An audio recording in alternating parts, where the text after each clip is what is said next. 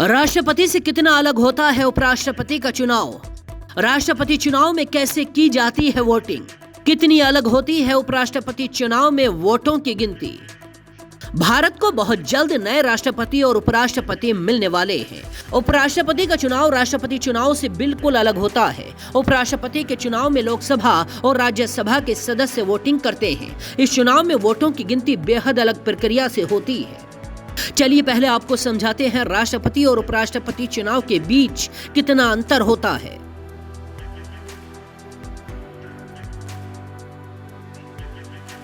राष्ट्रपति और उपराष्ट्रपति दोनों ही चुनाव में जनता सीधे तौर पर वोटिंग नहीं करती, यानी इन दोनों ही चुनाव में जनता के बजाय उनके द्वारा चुने गए जनप्रतिनिधि राष्ट्रपति और उपराष्ट्रपति का चयन करते हैं।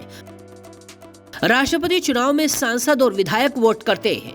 उपराष्ट्रपति चुनाव में सिर्फ सांसदों को ही वोटिंग का अधिकार होता है। राष्ट्रपति चुनाव में किसी भी सदन के मनोनीत सदस्य वोटिंग नहीं कर सकते। आर्टिकल 66 के तहत उपराष्ट्रपति चुनाव में राज्यसभा और लोकसभा के मनोनीत सदस्य भी वोट डाल सकते हैं। अब सवाल यह है, उपराष्ट्रपति चुनाव में वोटिंग कैसे होती है? साल 2022 के चुनाव में 788 सदस्य वोट डालेंगे। इनमें राज्यसभा के 245 और लोकसभा के 543 सांसद हिस्सा लेंगे। राज्यसभा सदस्यों में 12 मनोनीत सांसद भी हैं। उपराष्ट्रपति का चुनाव अनुपानित प्रतिनिधि पद्धति से होता है। इसमें वोटिंग खास तरह से होती है जिसे सिंगल ट्रांसफरेबल वोट सिस्टम कहते हैं।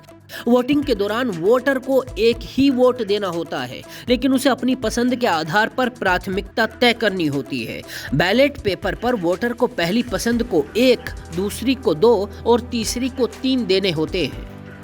इसे ऐसे समझिए कि अगर A, B और C उपराष्ट्रपति चुनाव में खड़े हैं तो वोटर को हर किसी के नाम के आगे अपनी पहली पसंद बतानी होगी।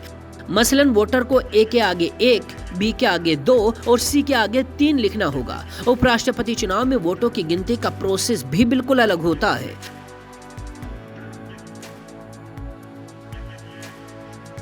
उपराष्ट्रपति चुनाव का एक कोटा तय होता है। जितने सदस्य वोट डालते हैं उसकी संख्या को 2 से भाग देते हैं और फिर उसमें 1 जोड़ दिया जाता है। मान लीजिए कि चुनाव में 787 सदस्यों ने वोट डाले तो इसे 2 से भाग देने पर 393.50 आता है। इसमें से 0.50 गिना नहीं जाएगा, इसीलिए ये संख्या 393 बची। अब इसमें 1 जोड़ने पर यह संख्या 394 हो जाती है। अब चुनाव जीतने के लिए 394 वोट मिलना किसी भी प्रत्याशी के लिए जरूरी है।